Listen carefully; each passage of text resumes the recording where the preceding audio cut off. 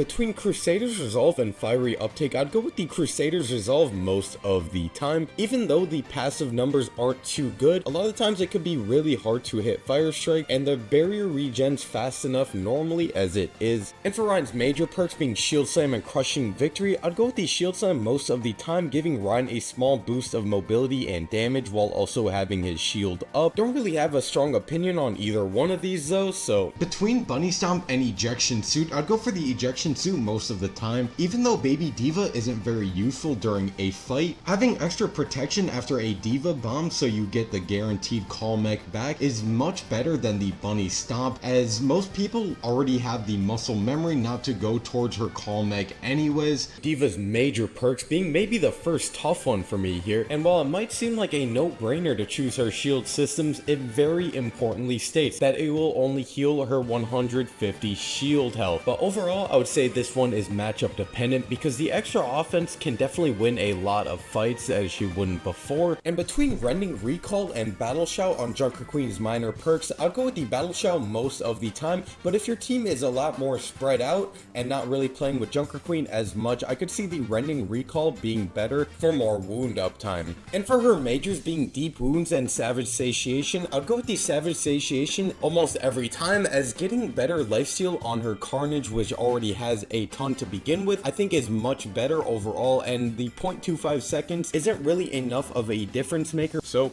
then for Orisa's minor perks, choosing between Heat Dissipator and Fleeting Bulwark, I would say this definitely depends on your playstyle and matchup, because we've seen the Fortify Overhealth before on Orisa, giving her an extra level of sustain, but also if you're farming a tank or hitting a lot of headshots, which isn't too hard to do nowadays, extra ammo can be very strong as well. And for Orisa's majors here being Charged Javelin and Protective Barrier, I would choose the Charged Javelin, as this will allow Orisa to keep her one mobility tool being the Javelin Spin, but I also don't have too strong of an opinion on either side here, as I don't really play this character too much, so take this with a grain of salt. And for Ramattra's minor perks being Void Surge and Prolonged Barrier, I would go with the Void Surge almost every time, as this will just give Ramattra a lot more ult charge, more damage, and more value with his staff every single time, and I don't feel the 25% extra duration makes enough of a difference. And for Ramattra's majors being Nanite Repair and Vengeful Vortex, I'd go with the Vengeful Vortex, as this allows Ramattra so much more flexibility, whether it be throwing the Vortex over a Rein shield, over an Orisa Javelin Spin, or just having more precise placement on where the slow could go. I feel almost every time I verse a Ramattra, they use this perk and it is infuriating. And for Scrap Hook and Hog Toss being Roadhog's minor perks, I would still choose the Scrap Hook every time, even though the Hog Toss just get a much needed buff. Guaranteeing you have ammo after you hit a hook is very important for Roadhog's cadence and uptime during a team fight. For Roadhog's major perks being Invigorate and Hydrogen Exposure, I would choose Invigorate every time, as many people have pointed out the healing aura on the Hydrogen Exposure is very unclear, and I don't see many people grouping up so close with Hog anyways, so I would say the movement speed is just a better option. And for Kinetic Cycle and Massive Impact being Sigma's minor perks, I would choose the Kinetic Cycle pretty handedly, as it is very rare that Accretion gets thrown far enough away to use the 3 seconds that would be possible with the perk, and getting a better cooldown on the Accretion is just a better option. While I previously rated Levitation handedly over Hyperstrike, I would say this is map or matchup dependent. If you're playing on a heavy high ground map like King's Row 3rd for example, the Levitation will probably be better, but if it's a map with less elevation or high ground,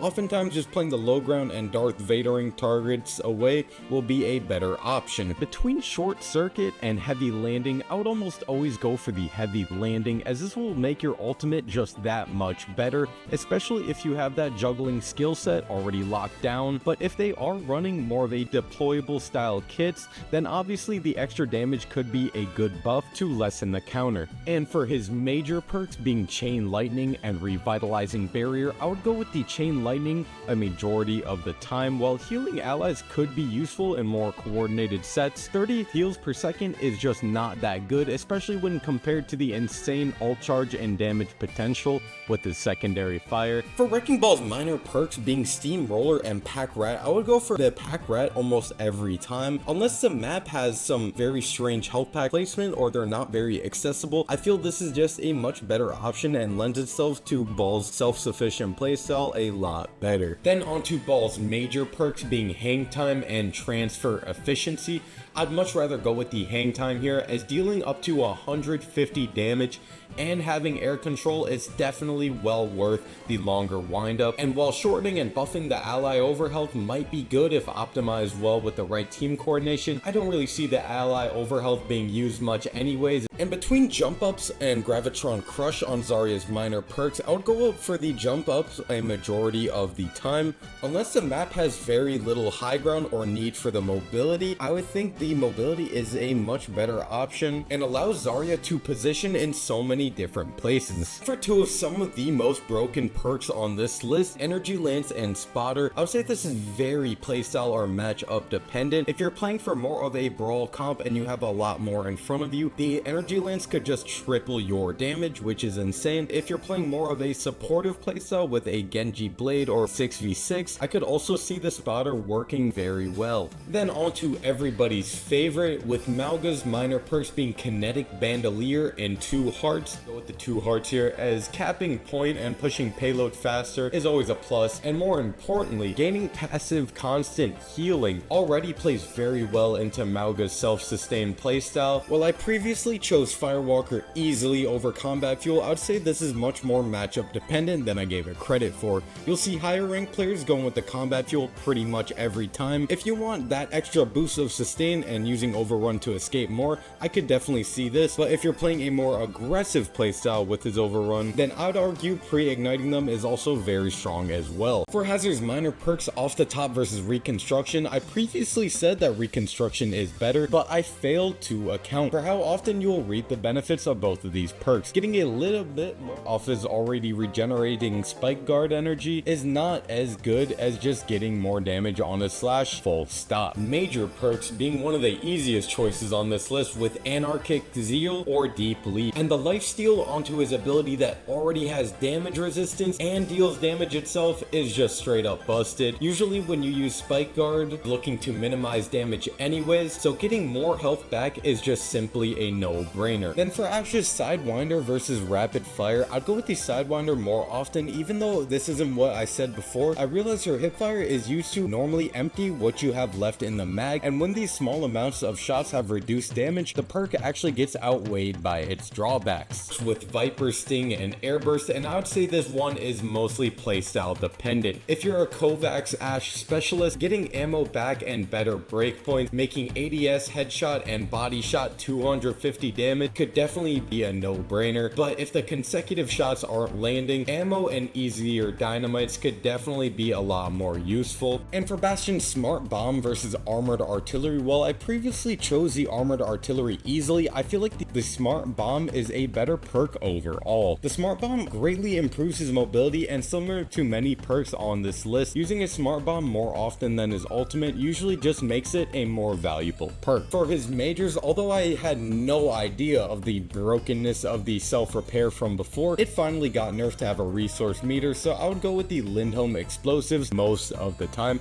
Unless you need more shield break against a Ryan or Winston comp, I feel like the budget Overwatch 1 ultimate is just a better perk. Past his Quick Draw and past Noon, I would definitely go with the Quick Draw, as the ability to headshot and control gives you a lot more viability and damage potential. No idea why you'd intentionally plan to miss his ult. Then onto two much better ones here for Cassidy's major perks. We have Gunslinging and Bang Bang, and similar to Ashe, I would say if you have the aim, definitely go for the Gunslinging, as giving him more ammo and reloading rolls greatly increases Cass's uptime within the fight. But if you're playing more of an anti-dive playstyle with Cass, or you just can't hit those headshots as well, I can definitely see the use in a boom boom instead of just one flash. Between Friendly Imaging and Enhanced Duplication on Echo's minor perks, I would choose the Enhanced Duplication almost every time. Unless there's a specific hero that you're looking to team up with on your team during your duplication, I think a longer duration will just make the duplication duplication a lot stronger. And between full salvo and high beams on her majors here, I would go with the full salvo almost every time. Just giving her more sticky bombs, more damage, and more ultimate charge I think is a lot better of a playstyle instead of going for an all-in. For maybe the most balanced hero on this list, Freja, between her frost bolts and tracking instinct, I'd go with the tracking instinct most of the time, giving her very useful information, making it easier to hit shots and also being able to ping them on the map for your teammates.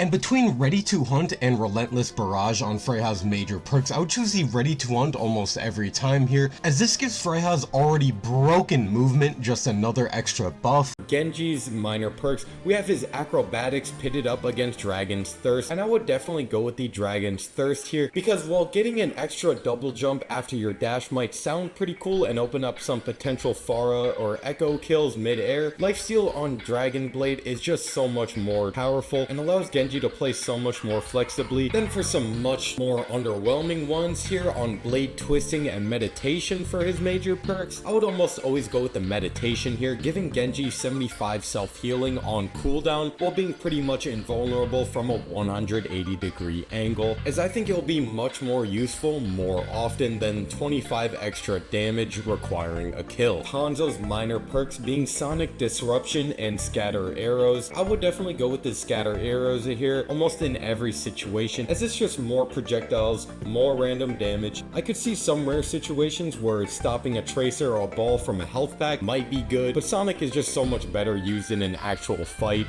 instead of just shooting health packs. Then if you thought Genji's major perks were bad, we have Dragon's Fury and Yamagami Technique as Hanzo's, and I would go with the Dragon Fury every time, even though you only just get one faster consecutive shot more or less. That is much better than looking like a hooligan spamming wall climb. Like, what are we doing? What is this perk? Junkrat's minor perks being Aluminum Trap and Nitro Boost. I would more often go with the Nitro Boost here, but I could see it being matchup dependent, as if you're looking to get a kill on the tank, you definitely would not want to take the 50% loss, but the extra speed will almost always be more useful. To some somewhat better ones here with Frag Cannon and TikTok as Junkrat's major perks, I would go with the Frag Cannon, as giving junk mains extra precision like that with his launcher could be absolutely deadly in the right hand, and I just don't see arming his mines being very strong at all, as his one-shot combo detonating mid-air is just so much better. When choosing between Mei's Chilling Reach and Permafrost, I would almost always go with the Chilling Reach here, giving more flexibility in her damage over time slow. I think will be a lot more valuable more times, but more duration on her wall could also be good if you're up against more brawl tanks with little mobility. Onto some much better perks here with Biting Cold and Cryostorm. I would definitely go with the Cryostorm here, as dealing damage and giving offense to a previously only defensive cooldown I think can be very strong, especially on control points or very congested areas. I suppose if you're really good with Mei's Icicles, Biting Cold could also be a good option. Pharah's minor perks here, and choosing between Drift Thrusters and Helix Shields, I would almost always go with the Drift Thrusters here. If you want a much better ult and to possibly not make yourself a free kill, I'd argue that's much better, but if you want to play more of a flanking self-sufficient playstyle, I could also see the Helix Shield being useful. Onto some much better perks here with her majors being Concussive Implosion and Fuel Stores. While both are good, I would definitely go with the Implosion, as giving Pharah a mini grab on a 9-second cooldown has so much potential, especially with more team coordination. Between Death's Shadow and Soul Reaving, I would likely go with his better teleport here, but I think both of these would be good overall, especially if you're getting a lot of backline picks to try to snowball. And between Dire Triggers and Ravenous Wraith on Reaper's major perks, I'd say this is pretty playstyle or matchup dependent. If you anticipate a lot of targets getting right out of your range and you're going to need a little bit of extra damage, then the Dire Triggers could be good, but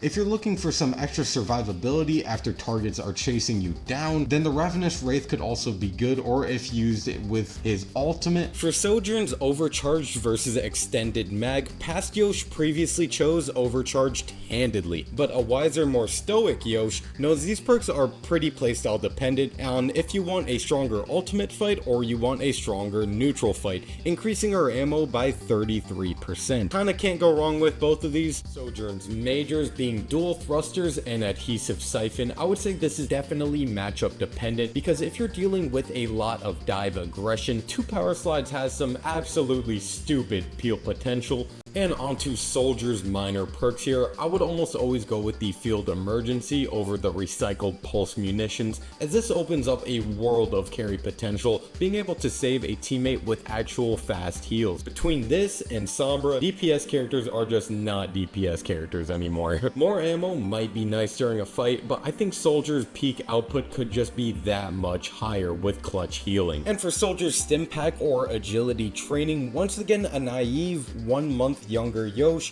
thought an anti-heal and awkward stim pack would be a no-brainer. But older Yosh knows that agility training gives you a stupid amount of flexibility on where you can position. The 20% movement buff plus reload while sprinting might not sound like a lot, but it makes it so you never have to stop moving. This allows Soldier to play in so many different spots on the map, and I think is a better perk overall. Choosing between viral efficacy and control alt-esque, I would almost always go with the potential to snowball fights with viral efficacy. I don't think self-healing slightly faster is very good, and I think with Sombra, when you're out with her translocator, and you probably need to get to a health pack anyways. And between White Hat and Stack Overflow here for her major perks, I would go with the White Hat, because although it sounds really good for it to be increased by 100%, going from 1 to 2 seconds is just not that meaningful in my opinion, and the flexibility to be able to heal your teammates on a DPS character I think is pretty crazy. Symmetra's minor perks here with Sentry Capacity and Advanced Teleportation, I would almost always go with the extra Sentry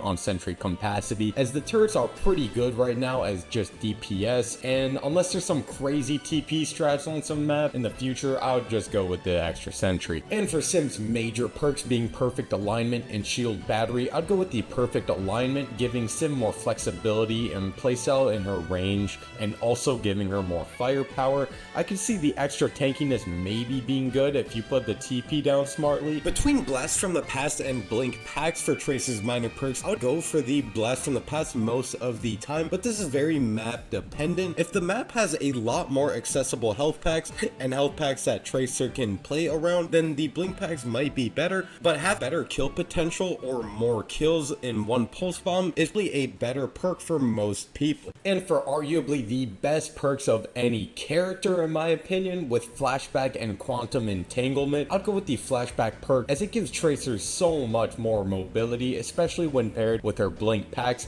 to either get away or just use the 3 Blink to aggress back in with the team. I can also see the viability in a 225 health Tracer, even though she won't have her Blinks back. I think this one pretty matchup dependent.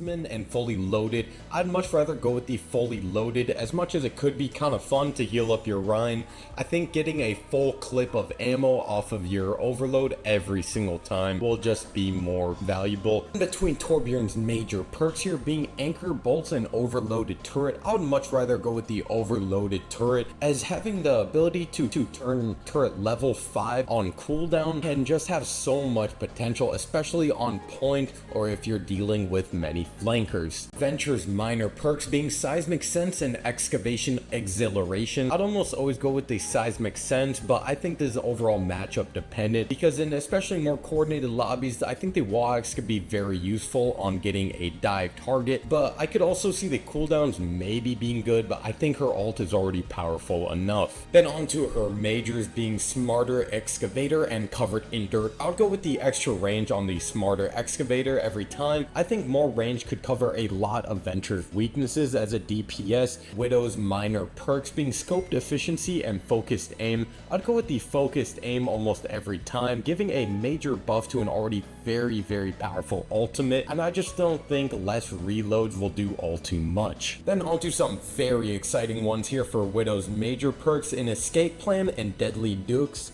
I don't know. I would almost always go with the escape plan, as having an extra grapple up more often kind of just can't be a bad thing, as it is a very powerful mobility tool, and I just don't think Venom Mines are strong enough on their own, even with the increased damage, to be useful. Then onto the support category here with the poster child of broken minor perks, Groggy and Biotic Bounce. I would almost always go for the Biotic Bounce, as giving 2 explosions onto one of the best cooldowns in the game already is just a no-brainer. Between Ana's Headhunter and Shrike, even though it got a slight nerf recently, I would definitely go with the Shrike, as doubling the amount of people that you nano during a fight and being able to use nano as a self-defense tool for Ana is extremely powerful. Then onto Baptiste's minor perks, being Field Medicine and Automated Healing. I would definitely go with the Field Medicine, as Bap will have a Mortality Field a lot more often than his ult, and getting that extra healing on top of one of the most powerful cooldowns in the game already is just a no-brainer. And between Assault Burst and Rocket Boots on Bap's major perks, I'd easily go with the Rocket Boots here, as losing the instant healing on low targets is just too much of a negative to outweigh the mobility that you get with the Rocket Boots. Between Barrier Restoration and Morale Boost, I will always go with the Morale Boost, as especially at higher ranks, Inspire is almost exclusively proc with Whip Shot, so this will just buff one of Brick's best strengths anyways. Don't really see the need in more shield health, especially if you hit the enemy with Bash. Don't know what they were thinking with this one. Quick Fix and Whiplash, I would definitely go with the Quick Fix, but this is overall probably matchup dependent, as giving 35 instant heals on top of the 25 she already has just makes her heals stronger and gives her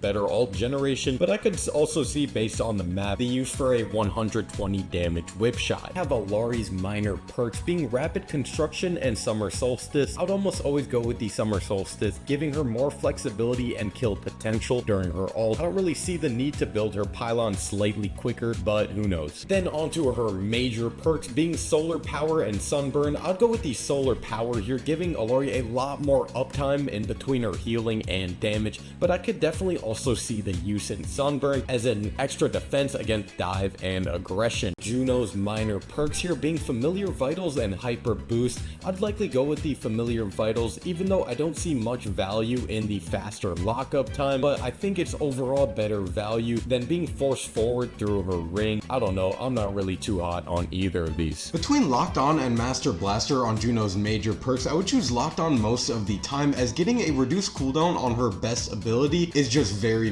valuable, unless you're dealing with a lot of backline threats and you think you need more damage. Between Urgent Care and Fortune Teller on Kiriko's minor perks, I choose Urgent Care most of the time, unless you're hitting almost constant kunais in front of your teammates' LOS as well. I feel the fast healing when it's needed the most at critical HP is just a better perk. And for Foxtrot versus Shuffling, I would choose the Shuffling most of the time here. Giving her 2 teleports consecutively allows Kiriko to play in absolutely heinous positions, while the Foxtrot is also pretty good but doesn't allow Kiriko as much flexibility. Between Cleansing Grasp and Life Cycle on Lifeweaver's minor perks, I would go with the Life Cycle almost every time, as Life Grip is almost always enough to save a teammate anyways, and the extra 10 health per second is just a better option in my opinion. And between Life Weaving and Super Bloom on Lifeweaver's major perks, I'd say this is very playstyle dependent. If you're looking to get more damage against some possible flankers, then Super Bloom is obviously good, but if you want more healing every so often with the dash, then Life Weaving can also be a good option. Then onto my favorite frogman, Lucio's minor perks, being Base Blowout and Groovin. I'd probably go with the Base Blowout here, but this is very playstyle dependent. If you want a much stronger boop and to be able to actually boop tanks again, go with the Base Blowout, but if you never want to reload again, I'd choose Groovin, because